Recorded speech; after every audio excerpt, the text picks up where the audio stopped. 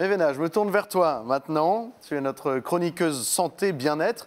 Et aujourd'hui, tu t'adresses aux femmes enceintes. Oui, je suis très tournée périnatalité là depuis mon retour. Hein. Ouais, je voulais parler des femmes enceintes parce que c'est pareil, c'est des personnes qu'on croise beaucoup en cabinet et tout ça. Et je voulais revenir du coup sur des petits conseils d'auto-soulagement qu'on peut faire seule, donc femme enceinte ou à deux, donc avec son ou sa partenaire. Il faut savoir qu'il y a 3 grosses contraintes mécaniques qui s'appliquent en fait sur les femmes en pleine grossesse. La première, c'est tout simplement parce que le bassin s'ouvre vers l'avant pour laisser plus tard, accueillir dans un premier temps bébé, puis laisser passer bébé au bout du 9e mois. Donc qui dit je m'ouvre devant, dit je me referme derrière. Donc déjà on a une bonne contrainte qui se fait derrière.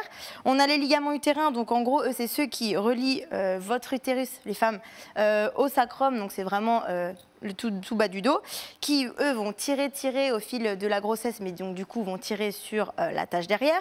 Et en plus on a un peu le cliché de la femme enceinte, mais vers le 5e, 6e mois, où elles vont vraiment se porter comme ça pour tenir le bidou qui contrebalance un peu vers l'avant. Donc on va rajouter encore une contrainte derrière. Donc très souvent les femmes elles vont vous décrire 3 grosses gênes, donc c'est j'ai cette sensation d'étau vraiment qui me prend en bas du ventre, bas du dos. J'ai des soucis un petit peu pour respirer, parce que le diaphragme ne peut pas bouger comme il veut au niveau de l'abdomen. Et j'ai ces sensations de tiraillement vraiment au niveau de mes ligaments utérins, donc au niveau de mon tout bas du ventre. Je vais vous montrer dans un premier temps les conseils qu'on peut faire soi-même. Donc je vais m'approcher par là-bas pour que vous me voyez un peu mieux. On va en profiter pour enlever le siège, histoire qu'on vous voit bien. Voilà, là c'est la partie où vraiment on appelle ça de l'actif. Donc c'est moi par rapport à mon bidou, donc on imagine que je suis enceinte.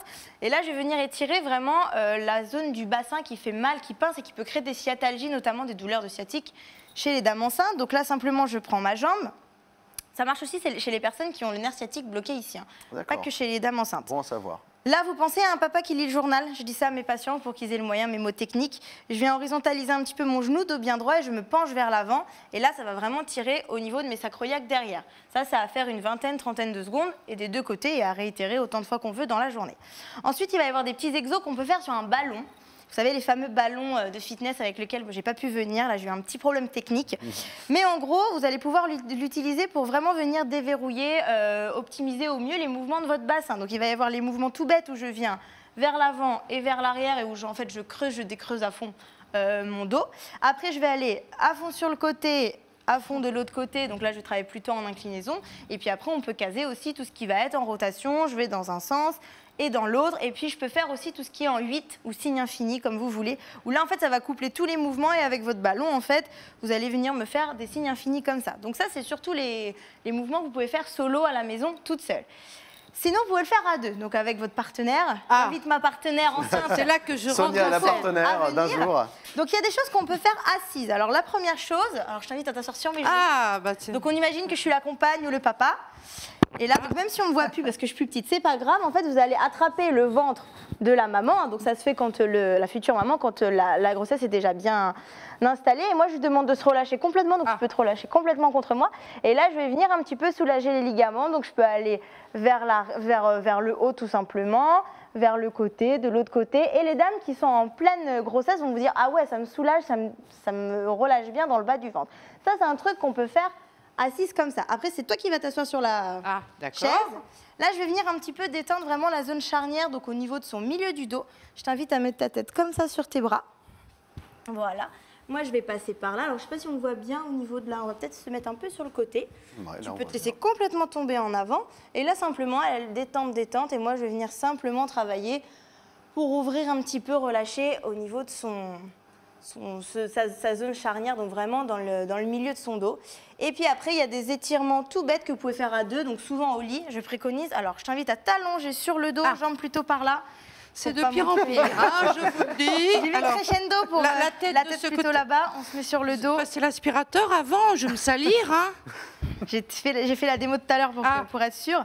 Donc il y a quelque chose de tout ça pour dépressuriser un petit peu. Ah oui, le micro qui gêne un petit peu. Vraiment, donc je vais attraper ses jambes. Je viens détendre un petit peu comme ça. Alors, tu peux te relâcher complètement.